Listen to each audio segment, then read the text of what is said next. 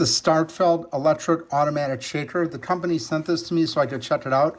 This is really nice packaging here on the outside. Shows the product nicely and lays everything out here. Automatic clean, direct fill, BPA free, type C charging, thermo tolerant, built-in rechargeable battery. This is really great packaging here. Let's open it up and see what's inside.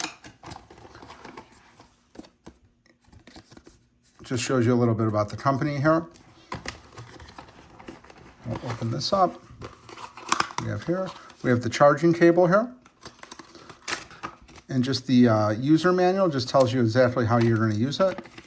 Looks pretty straightforward here. Nice instructions. And then here is the actual bottle. It's packaged in plastic right here. You can see here, this is the power button. You can see inside right here, it's got a really nice, unique shaker in there. The part that spins. Looks like it's going to need to be charged up here. This takes a USB-C charging. They do give you the cable right here. But what's nice about this, I was reading on the box, it does hold the 2.12 ounces of protein powder right here.